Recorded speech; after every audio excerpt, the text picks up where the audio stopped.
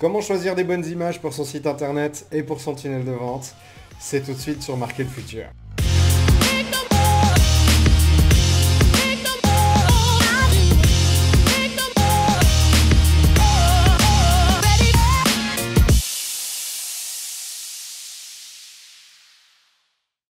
Salut et bienvenue dans Marquer le futur, j'espère que tu vas bien et j'espère que tu es prêt à professionnaliser ton business, clarifier tes messages et avoir plus d'impact avec ta marque et ton business pour avoir des clients qui achètent plus longtemps, plus souvent et reviennent plus rapidement dans ton business. Et aujourd'hui, on va voir ensemble comment choisir des bonnes images, comment trouver des bonnes images. Je vais aussi te montrer des sites internet où tu peux aller choper des images gratuites pour ton site internet et pour tes tunnels de vente. Et on va pouvoir décortiquer un peu. Et puis je vais surtout te donner quelques bonnes pratiques, des choses qu'on utilise nous en agence de com, de telle sorte à trouver des images qui fonctionnent un peu mieux et puis qui pètent un peu plus pour ton business. Si tu ne me connais pas encore, je suis Pascal Stéphanie, je suis un expert en stratégie et image de marque et j'aide mes clients à clarifier leur message, trouver une communication qui soit vraiment alignée avec leurs valeurs et faire en sorte que leur business soit au plus proche de leur cœur que de leur tête. Si ce n'est pas déjà fait, je t'invite à t'abonner et à cliquer sur le bouton s'abonner qui se trouve en bas. Si tu veux cliquer aussi sur la petite cloche, j'apprécie énormément. Comme ça, au moins, tu seras averti à chaque fois qu'il y a une nouvelle vidéo de Marquer le futur qui sort. Et si ça t'intéresse, j'ai aussi le document qui s'appelle les 7 secrets d'une marque impactante qui va te poser plein de questions sur lesquelles en fait tu vas trouver notamment un chapitre sur les images. Il y a plein de questions à l'intérieur qui vont te permettre aussi de simplement réfléchir à ton business, réfléchir à ta communication, qui va t'aider surtout à prendre les bonnes décisions pour ton business et qui va te permettre d'avoir une communication plus impactante et plus puissante. Donc je t'en prie, va vite télécharger ce document avant que je le retire et comme ça tu pourras profiter des meilleures images et des meilleures techniques pour trouver ce qu'on appelle ton iconographie emblématique. Je vais commencer avec ces conseils, avec le plus basique, avec le plus simple de tous. C'est tout simplement de ne jamais, au grand jamais s'il te plaît, prendre des photos sur Google Images et les utiliser sur ton site internet et sur tes tunnels de vente. La raison, elle est extrêmement simple, c'est qu'il y a des droits d'auteur, c'est qu'il y a peut-être en fait une propriété intellectuelle sur ces images, on ne le sait malheureusement pas. Et automatiquement, en fait, si tu pompes une image en fait, de Google Images et que tu l'utilises sur ton site internet, tu t'exposes fondamentalement à des risques de gens qui viennent et puis qui disent, bon écoute, tu me dois de l'argent, tu es en train d'utiliser mon image alors que j'ai une licence et que je vends des licences d'exploitation. Donc là, il me faut de l'argent ou alors même d'avoir des attaques d'avocats dans le pire des cas. Mais voilà, tu t'exposes à ces risques. Dans le meilleur des cas, ce qui va se passer, c'est que quelqu'un va te demander de simplement retirer ton image ou retirer l'image que tu as pris illégalement et puis de l'enlever.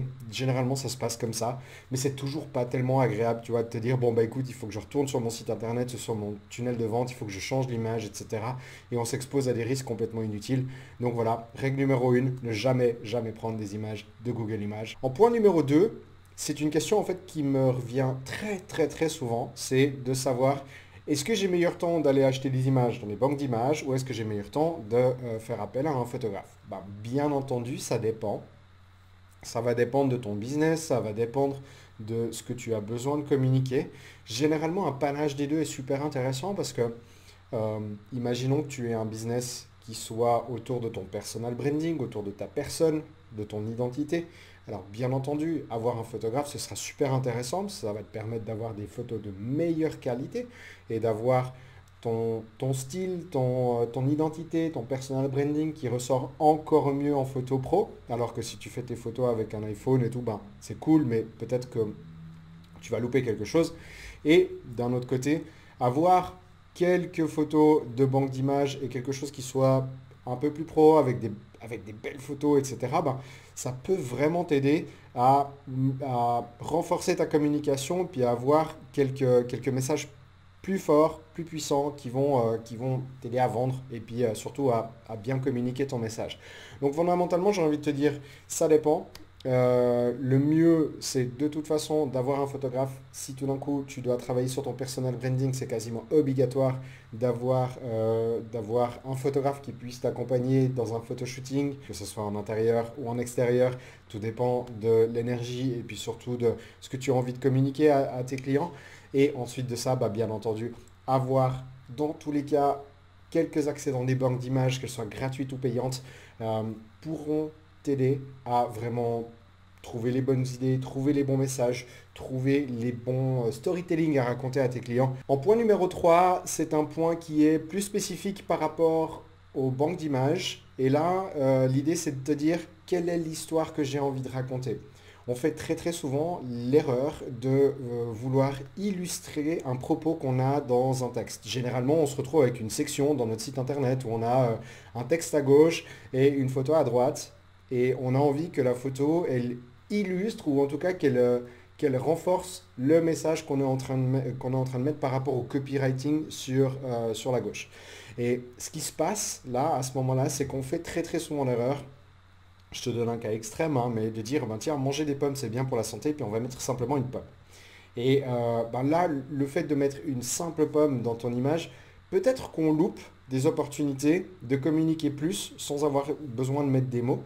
Euh, on pourrait imaginer ben, quelqu'un en train de manger une pomme qui est super content, on pourrait imaginer quelqu'un en train de faire du sport, on pourrait imaginer quelqu'un qui semble avoir une vie saine et qui est dans une activité sportive sans qu'il y ait besoin d'avoir de pommes en fait dessus, mais par contre, le fait d'avoir cette personne qui est dans une activité et qui est dans, je vais dire, l'idéal qu'on a envie de présenter à notre client, tu vois, ça c'est ton futur, le jour où tu vas commencer à manger plein de pommes, eh ben, ça peut aider. Toujours se poser les questions sur quelles sont les histoires qu'on a envie de raconter. Un truc que moi j'adore faire, c'est de me mettre en fait dans la situation finale, la destination qu'une entreprise a envie d'offrir à un client. Puis là, tout d'un coup, en fait, je me pose des questions sur quels sont les petits détails qui font la différence. Je sais pas moi, on parle de relations amoureuses, ça peut être les mains d'une femme et puis d'un homme qui sont en train de se prendre et puis qui sont en train de s'enlacer comme ça. Et ça, ben, par exemple, d'avoir une photo comme ça avec un style un tout petit peu plus personnel, je sais pas, une main qui a un tatouage, parce on a une marque un tout petit peu plus glam, un peu plus sexy, mais quand même plus urbain, un peu plus glam, enfin plus bad boy, j'ai envie de dire. Tiens, on pourrait regarder pour se trouver des photos de gros plans de mains qui se tiennent comme ça, mais une des deux mains a un tatouage, et ça donne tout de suite un style beaucoup plus personnel, beaucoup plus identifiable bien différenciant par rapport à la masse. Donc voilà, regardez un tout petit peu voilà, les storytelling qu'on peut se donner et surtout réfléchir un tout petit peu à quels sont les gros plans, les petits détails qui font la différence quand un client il a atteint la destination qu'on lui promet. En point numéro 4, j'ai une règle, ça c'était un truc que j'avais vraiment envie de te partager parce que je le vois partout en fait chez les clients quand ils commencent leur business, etc. ou quand ils sont moins matures en tout cas dans leur design et dans leur marque. Il y a trois types d'images qu'ils utilisent constamment et puis qu'il faut absolument arrêter. La première image, on le voit souvent en fait dans le monde du business, dans tout ce qui touche le corporate, dans tout ce qui touche le service, un peu le domaine tertiaire, c'est les images au sourire Colgate. Donc tu vas dans les banques d'images et puis tu vois, tu sais, ces gens qui te sourient avec les dents ultra blanches, etc. Le sourire, il est forcé, tout est absolument naturel au possible, tu sais, on est tous là où on est ultra content, on est ouais, super content d'être dans un bureau tout blanc et tout, dans un bureau complètement aseptisé, dans une entreprise qui ne veut rien dire, où on a tous des chemises qui datent de 1990-2000 et où on est tous là, yeah, la vie est belle. Les images sourire Colgate, s'il te plaît, évite et arrête d'utiliser ces photos. Les deuxièmes, euh, les deuxièmes types de photos en fait que je t'invite vraiment à arrêter d'utiliser, ce sont celles en fait où on écrit à l'envers. Tu sais, où tu vois en fait le modèle qui est là et puis qui te regarde droit dans les yeux ou qui regarde en fait un truc et puis qui est avec un stylo. Et là tout d'un coup le message il est écrit à l'envers comme s'il était tu vois sur une vitre en face de toi et puis qu'il écrivait pour toi. Euh, alors, c'est assez marrant comme concept, c'est très très drôle, mais ce qui est con, c'est que tout le monde l'a utilisé, tout le monde l'a fait, tout le monde a pris ce type de photo. Et puis à un moment donné, en fait, ben, c'est un peu comme dans la loi de l'offre et de la demande. Plus on voit ce type d'image, moins on porte attention à ça. Et aujourd'hui, enfin, ce type d'image a été complètement surutilisé. Et automatiquement, un consommateur qui arrive sur ton site internet et qui voit ce type d'image va baisser la valeur qu'il perçoit de ton business en voyant ce type d'image.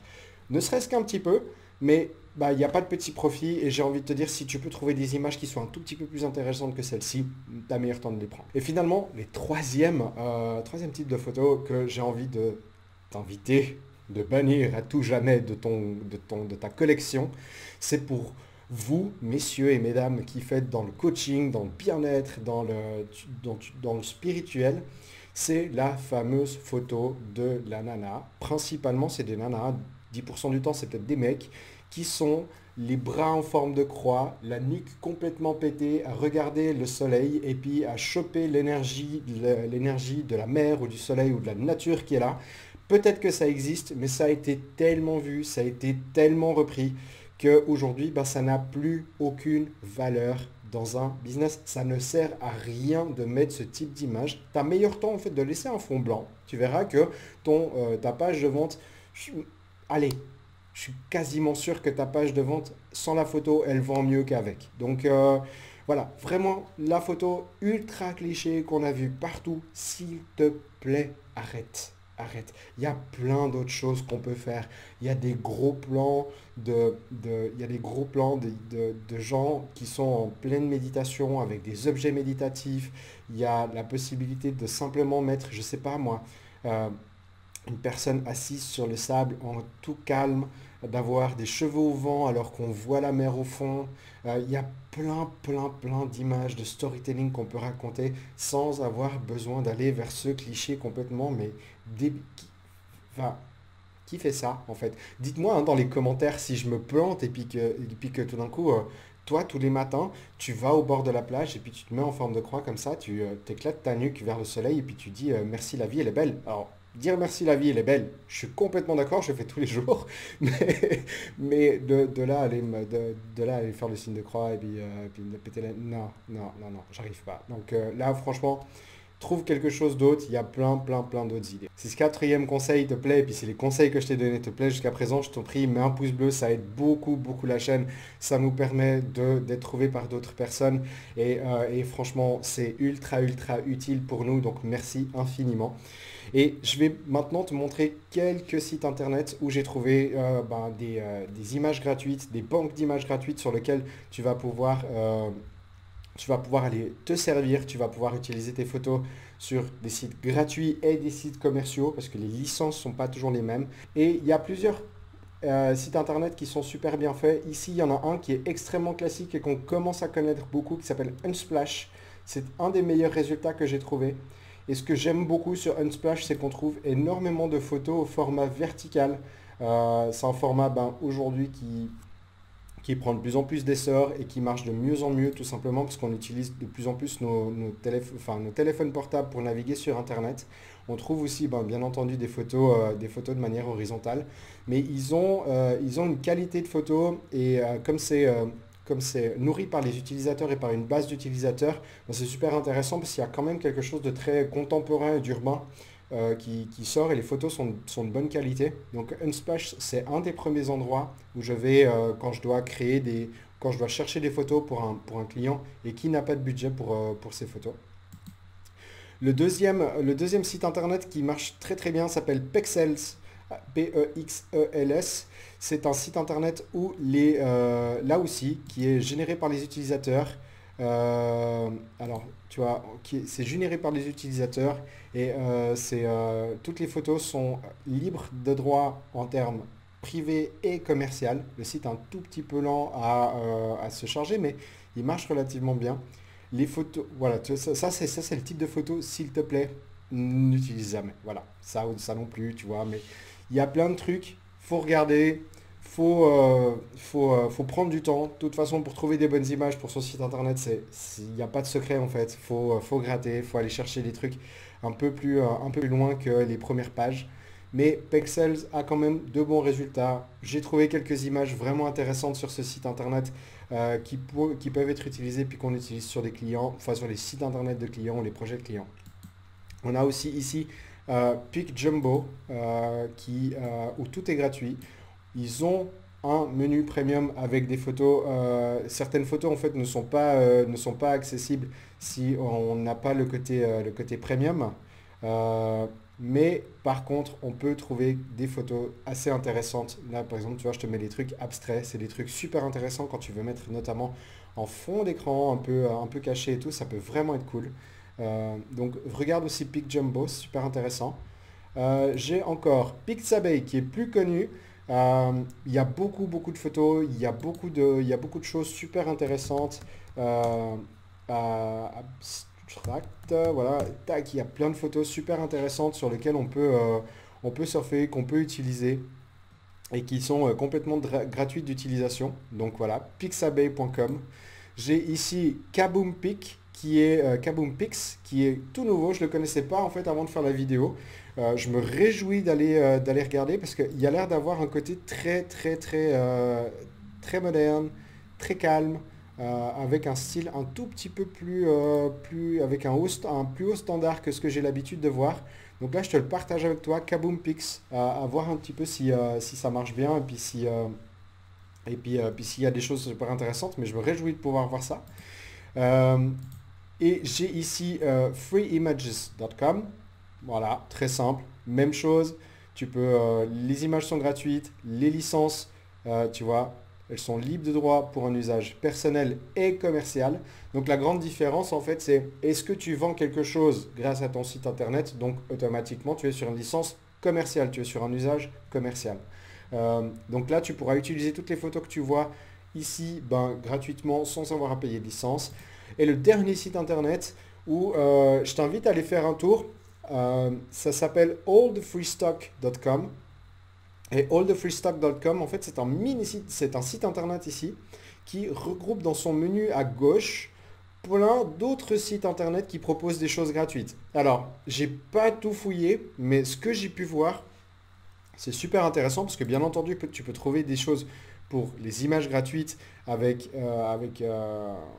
des images libres de droit, mais il y a également d'autres sites internet qui te refilent des inspirations de couleurs, notamment tu vois, tu as le Colors ici, tu as des sites internet qui vont te refiler par exemple les meilleurs dégradés possibles et puis qui vont te permettre de générer tes dégradés pour que tu puisses les utiliser sur internet. Donc tu vois que là le site il est super complet tout simplement parce que le cadre que tu vois en fait sur la gauche et au-dessus c'est un cadre qui va appeler d'autres sites internet et puis qui a en gros en référence tous les éléments et puis tous les liens sur sa gauche. Donc voilà, ça vaut le coup de tester et j'espère que cette liste te sera ultra utile et puis que tu pourras utiliser toutes les images qui t'intéressent pour ton business.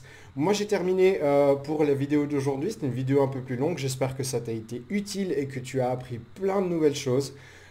Si c'est le cas, je t'en prie, s'il te plaît, mets un pouce, un like sous la vidéo. Ça nous aide vraiment à faire monter la chaîne et à grandir en tant que chaîne YouTube.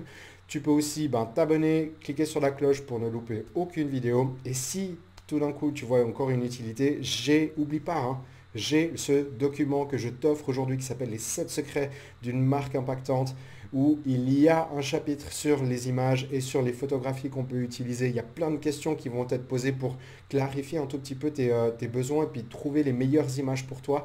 Donc va vite télécharger ce document avant qu'on puisse le retirer et puis qu'on le mette en payant. Là pour le moment je te l'offre.